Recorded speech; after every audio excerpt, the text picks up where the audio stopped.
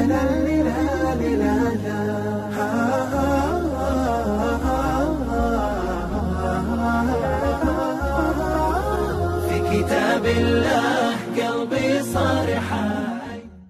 saya sahabat baik, dekat, akrab Ustaz Somad.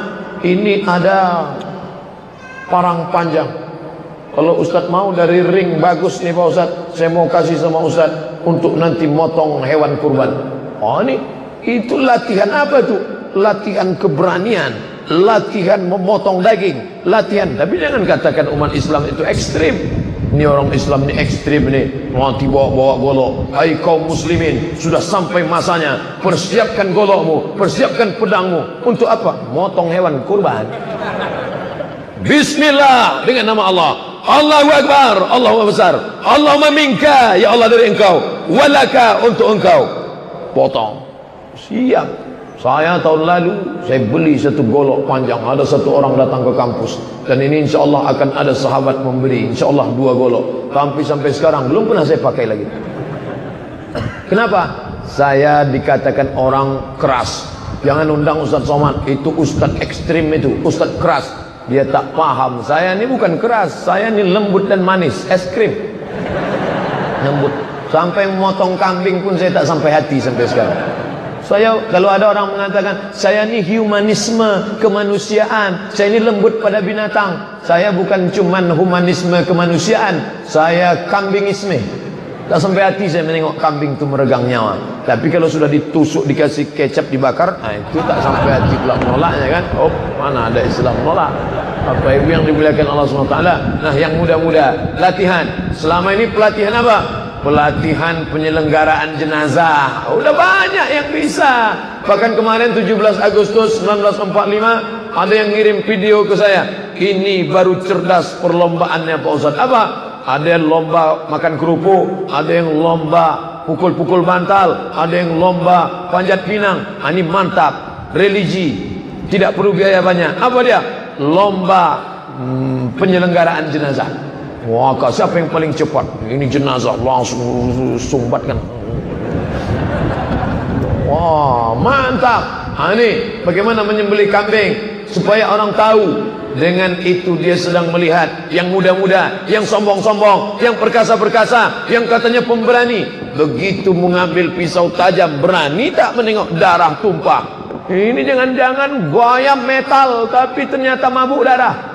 Begitu menengok darah tumpah berkunang-kunang. Oh. Kambing tak mati, dia pingsan.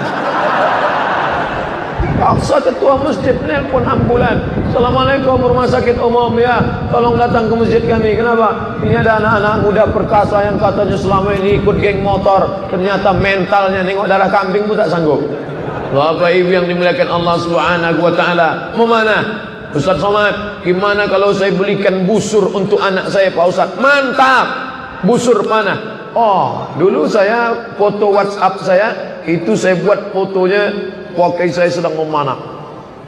Oh, tapi sekarang saya robah gara-gara ada jamaah yang salam ke saya. Assalamualaikum Ustaz Abdul Robin Hood Somad katanya.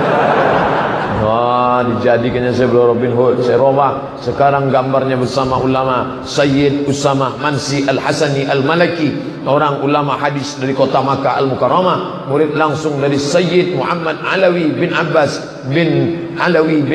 Al-Maliki Al-Hasani. Apa maknanya? Kita harus memanfaatkan segala aspek. Nabi menyuruh latihan berpedang, latihan memanah, latihan bela diri, latihan selama tidak campur dengan jin-jin. Tapi kalau ada campur jinnya jangan. Anak muda mau diajak kawan, ayo kita silat. Silat apa namanya? Silat batin. Gak perlu pakai jurus 1, jurus 2, jurus 3. Langsung saja kau salaman. Nanti tiba-tiba tergantung request mau apa. Kalau mau minta jurus monyet, langsung bisa manjat ke atas. Mau minta jurus babi, langsung seruduk-seruduk saja. Jangan, itu artinya dimasukkan jin ke dalam badan. Bagi yang sudah pernah mengambil belajar seperti itu, harus diruqyah supaya keluar jin-jin yang ada di dalam badannya. Adapun latihan ketangkasan, latihan berkuda, kalau di Batam sudah ada latihan berkuda, ikuti, lanjutkan. Kalau kami di Riau, di Pekanbaru ada latihan berkuda. Makanya kemarin ada pasukan berkuda, bawa kuda, saya diminta naik ke atas. Ustaz Somad, naik ke atas kuda. Ayolah, naik saya ke atas, saya pegang talinya. Dah, begitu udah foto, langsung turun lagi. Ambil fotonya aja. Ibu yang dimuliakan Allah Subhanahu wa taala, rukubul ghail, berkuda, ar-rimayah, memanah, ketangkasan memanah. Aneh bin ajaib yang mengajarkan memanah Nabi, yang mendoakan Allahumma saddid sahmahu, ya Allah tajamkan anak panahnya dan tepatkan panahannya. Siapa yang mengajarkan itu? Sayyidina wa Maulana Muhammad sallallahu alaihi wasallam. Tapi aneh bin ajaib, sekarang Republik Indonesia kehilangan atlet memanah.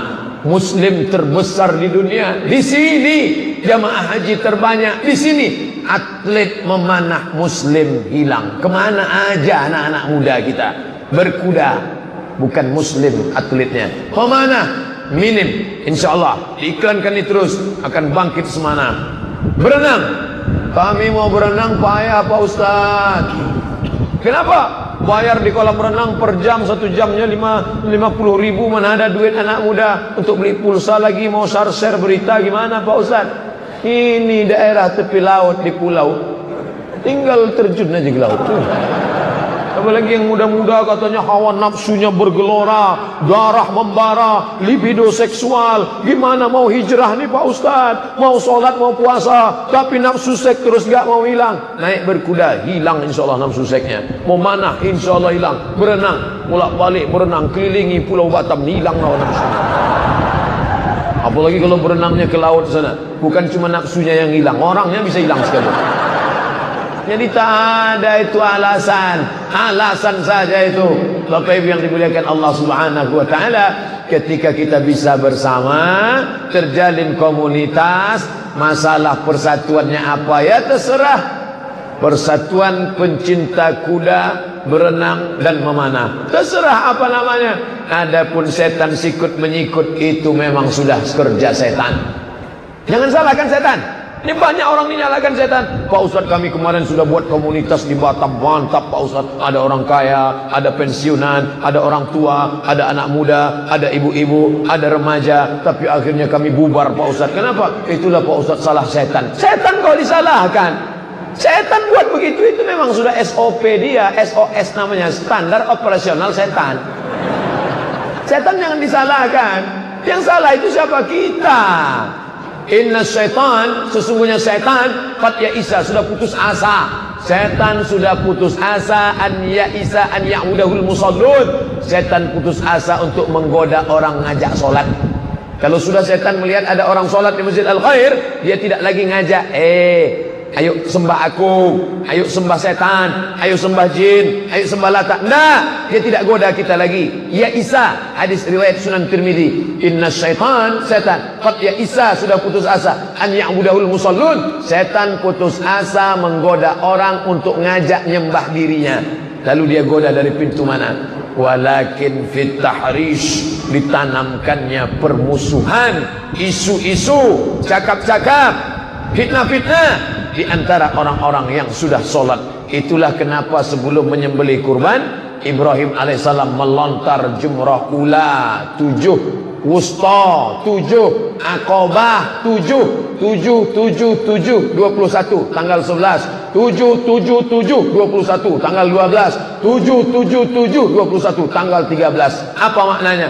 Setan datang dari berbagai arah. Ketua dia goda, sekretaris lolos, sekretaris dia goda, anggota lolos, anggota dia goda. Apa kata setan? La atiyannahum min baini aidihim, aku akan datang dari depan, wa min khalfihim, dari belakang, wa an aymanihim, dari kanan, wa an sama'ilihim, dari kiri. Semua aspek dia datang. Makanya 3 hari melontar jumrah, 3, 7, 7, 7. Mau kurban ini, godaannya luar biasa. Berapa harga kambing sekarang? 2,5 juta, 2,7. Mau kemana Bau? Mau kemana Pak? Mau kemana Mbak? Mau kemana Jang? Mau ke masjid? Mau ngapain? Mau bayar kurban. Berapa setorannya? 2,5. Samsung sekarang 2,1. Kalau ada orang yang menghalangi bapak, menghalangi ibu, siapkan batu 7 biji, lontar. Jumrah ula, jumrah wusta, jumrah aqabah. Inilah yang dikatakan Ustadz kemarin. Yang merusak persatuan kita ini, inilah yang dilontar. Tapi ingat, ketika saya sampai di Mina, ini tiang, di bawah tiang itu ada sumur. Saya lihat ke dalam sumur, ternyata dalam sumur jumrah itu bukan cuma batu. Padahal sunnahnya batu sebesar ujung kelingking. Begitu saya lihat ke bawah, bukan cuma batu, senter, payung, sepatu ada. Orang-orang yang Arab, yang alim melontar pakai batu. Yang jahil, yang gak belajar agama, dicopotnya sepatunya setan. Kaulah yang sudah menggodaku selama ini setan. Padahal itu hanyalah simbol permusuhan dengan setan. Tanggal 10 jumrah Aqabah saja, tanggal 11 3 jumrah, tanggal 12 3 jumrah, tanggal 14 3 jumrah. Apa? Simbol permusuhan keabadian dengan setan. Tapi nanti Bapak Ibu lihat, orang pulang haji, Pak Haji, Bu Ajah, bahkan yang mungkin yang sudah berangkat tahun lalu, setan pun heran. Dulu kau lontar aku sampai kesetanan di Mina. Hari ini kau yang mengajak melanjutkan MOU ini, Memorandum of Understanding between me and you. Apa sih mau lu, kata setan. Bapak Ibu yang dimuliakan Allah, semua orang tahu setan itu musuh, semua orang tahu setan itu jahat, tapi tak banyak yang menjadikan setan sebagai musuh. Makanya apa kata Allah? Inna syaitana lakum aduwan. Setan itu musuh kamu. Fattakhidhuhu aduwa. Jadikan dia sebagai musuh. Kalau sudah bersama, bersatu di Masjid Al-Khair, bersama menjadi jamaah masyarakat komunitas muslim di Batam, dimanapun kita berasal, jangan mau dipecah belah karena isu-isu. In ja'akum fasiqun binaba'in. Kalau ada orang datang bawa isu, fatabayyanu. Bahasa kitanya tabayyun, bahasa Inggrisnya clear, klarifikasi. Bu, ya, kabarnya kemarin ada yang ngomong begini, begono. Betul nggak? Oh nggak betul itu semua. Ini rekamannya suara. Banyak orang niru suara saya, kayak suara saya ini. Ini gambar foto ini. Foto saya ya. Mungkin agak mirip-mirip saya nih. Tapi bukan saya. Terus yang ngomong nih siapa? Mohon maaf, saya memang hilap kemarin. Kalau salah ngaku. Apa salahnya mengaku? Jangan marah. Betul kamu ngomong saya. Jangan pindah macam-macam. Nanti saya bawa kamu ke pengadilan. Siap kamu masuk penjara. Menutupi kesalahan dengan kemarahan hanya akan menimbulkan efek yang lebih besar daripada itu. Marah tak menyelesaikan masalah. Kalaulah marah bisa menyelesaikan masalah, marah-marah aja kita se-Indonesia ini. Selesai masalah hutang luar negeri kita. GMI, GMN, Gerakan Marah Nasional. Anda marah, selesai masalah. Yang dikatakan kan tidak begitu. Menyelesaikan masalah tanpa masalah. Pegadaian syariah. Bapak Ibu yang dimuliakan Allah Subhanahu wa ta'ala, kemesraan ini jangan cepat berlalu. Kenapa? Karena orang beriman kalau sudah berkawan, bersahabat, berteman, sama-sama di rumah Allah, ketemunya satu hari berapa kali? 5 kali ketemu. Subuh ketemu, Assalamualaikum Pak Haji, Assalamualaikum, apa kabar, sehat. Zuhur ketemu. Saya zuhur nggak di masjid dekat rumah Pak Ustadz? Di mana? Saya zuhur di masjid kantor. Ketemu sama kawan-kawan di kantor. Saya zuhurnya di pasar dekat ruko Pak Ustadz. Ketemu lagi. Asar jumpa. Maghrib pulang. Jangan sampai tidak ke masjid. Ketemu lagi. Isya sebelum tidur malam. Apa kabar? Sehat. Ketika regang hubungan mulai agak jauh, datang bertamu. Assalamualaikum. Waalaikumsalam.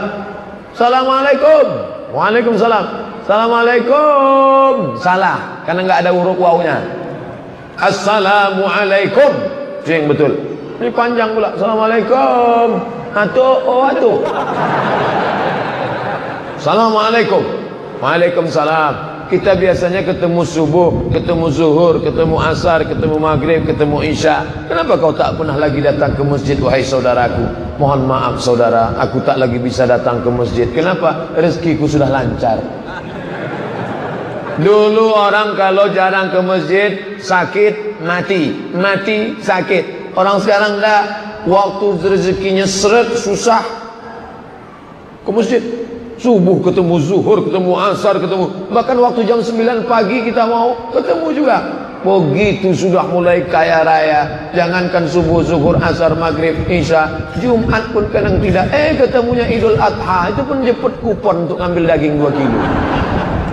Ini kan parah orang ini. Maka mesti diingatkan. Yang mengingatkan itu siapa? Yang mengingatkan itu bukan mesti ustaz naik ke atas mimbar, Assalamualaikum warahmatullahi wabarakatuh. Itu khutbah namanya. Adapun mengajak itu berkawan, bersahabat, sambil duduk ngobrol. Bro, kita ini hidup tak akan lama wahai saudaraku. Apa yang mau kita kejar? Dunia ini ya beginilah. Berangkat dari rumah, pergi ke kantor, pergi bisnis, jalan-jalan, liburan ke Bali, ke Hong Kong, ke Thailand, ke Bangkok, kemana. Habis itu lagi terus. Kita ini seperti semut yang bolak-balik dari sarang makan, sarang makan, habis itu mati. Yang akan kita bawa ini apa wahai saudaraku? Respon dia baik, menetes air matanya. Iya, aku sudah lama khilaf, ayo kita ke masjid. Alhamdulillah, Alhamdulillah. Tapi tak semuanya respon begitu. Ketika kita nasihati dia, ngapain ente nasihati aku? Ente aja baru sholat 2-3 kali kok. Sabar, ini ujian. Jangan serahkan semua sama ustaz.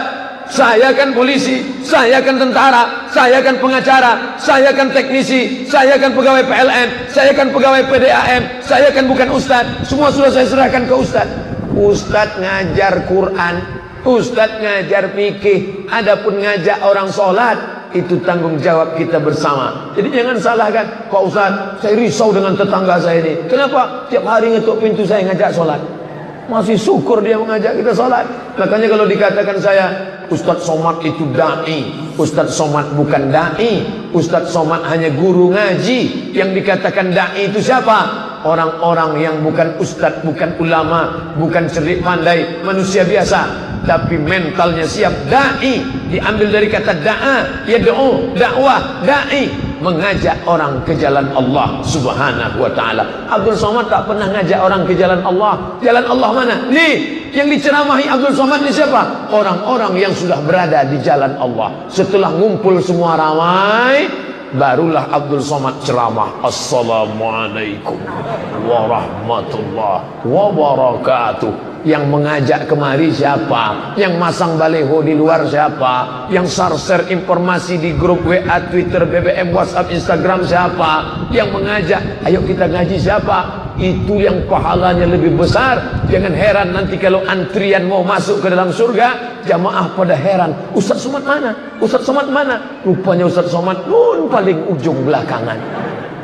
Jangan kau sangka dirimu penghuni surga, saudaraku. Kalau kau sangka dirimu penghuni neraka, bersyukurlah, aku penghuni neraka, kalian penghuni surga. Di saat diri merasa rendah, hina, kotor, bergelimang dosa, menetes air mata, turun rahmat Allah. Tapi kalau kau sudah klaim, aku penghuni surga, semua kalian neraka, neraka, neraka, saat itu kita sedang angkuh dan sombong. La yadkhulul jannah, tak masuk surga, man kana fi qalbihi, siapa yang dalam hatinya mithqala habatin min khardalin min kibrin, ada sombong sebesar biji sawi. Jangan pernah merasa diri kita besar. Nampak anak kecil lari-lari, lompat-lompat, oh anak kecil, kau belum ada dosa, sementara aku sudah bergelimang dosa. 40 tahun umurku sudah, terbuka pula umur saya dah 40 tahun. Nampak bapak-bapak yang jauh lebih tua dari saya, Pak, engkau sebaya ayahku, Pak. Bu, engkau sebaya ibundaku, Bu. Umurmu sudah panjang, Bu. Kau sudah beramal soleh, Bu. Anak-anakmu soleh-solehah, Bu. Anak-anakmu orang baik, Pak. Sementara anakku masih kecil lagi, Pak. Amalmu sudah banyak, aku belum ada apa-apa. Nampak orang kafir, kau mungkin hari ini kafir, saudaraku. Tetanggaku, kawanku sekantor, kau kafir. Tapi kalau kau rajin dengar-dengar YouTube yang ada tulisannya Abdul Somad LCMA, insya Allah Allah berikan hidayah ke dalam hatimu, lalu kau masuk Islam, maka segala amalmu yang di masa lalu, dosa-dosa hilang bersih, dan amalmu akan diulang dari nol. Di dunia ini yang amalnya diulang dari nol cuma 2, satu mu'alaf, satu lagi pegawai Pertamina. Ulang dari nol ya Pak. Bapak Ibu yang dimuliakan Allah Subhanahu wa taala, sehingga kita tak pernah merasa diri kita ini besar. Kita hanyalah butiran debu di antara samudra kuasa Allah Subhanahu wa taala. Wa takunul jibal, saat itu bukit-bukit, Gunung Bromo, Gunung Kidul, Gunung Merapi seperti apa? Kal ihnil manfus, seperti bulu kambing dihembus angin. Cukur bulu kambing, letak ke telapak tangan, hembus dengan hembusan yang kuat. Lebih kuat lagi, letakkan situ. Seperti debu bulu kambing yang dihembus angin. Kalau Gunung Bromo, Gunung Kidul, Gunung Merapi seperti debu bulu kambing dihembus angin, lalu Abdul Somad ini seperti apa? Nggak ada apa-apanya kita. Yang disombongkannya apa? Jabatan. Cuman 5 tahun, 1 periode, 2 periode 10 tahun. Kalau tak ditangkap KPK. Harta punya kita sekarang. Tapi orang-orang kaya itu ternyata utangnya lebih banyak daripada hartanya. Apa yang disombongkan? Cantik, elok rupa, akan menjadi santapan cacing tanah. Lalu yang dibawa mati itu apa? Inilah persahabatan, persaudaraan, orang tua, ibu-ibu, bapak-bapak, pejabat, rakyat jelata, sampai masanya dicari Allah Ta'ala di padang mahsyar. Di padang mahsyar, padang mahsyar itu lebih luas dari padang panjang.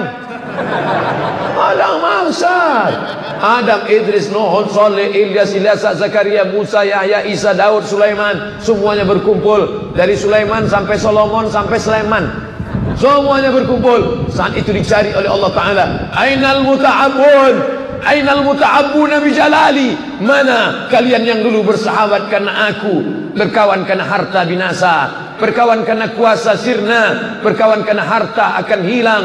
Tapi kalian yang berkawan karena Allah, berkawan karena jamaah, bersahabat karena la ilaha illallah Muhammad Rasulullah, bukan karena kepentingan. Dicari Allah. Ainal muta'abbuna bijalali. Mana orang-orang yang dulu berkawan, bersahabat karena aku. Allah cari dia, kenapa? Azilluhum tahta zilli, akan aku naungi mereka di bawah naunganku. Yauma la zilla illa zilli, tak ada saat itu naungan kecuali naungan aku. Mudah-mudahan kita semua termasuk yang berada di bawah naungan Allah Subhanahu wa taala. Amin ya rabbal alamin. Tadi saya mulai pengajian ini jam 4, sekarang pas jam 5, 60 menit. Di mana-mana saya ceramah 60 menit sesuai yang tertulis di botol 600 ml.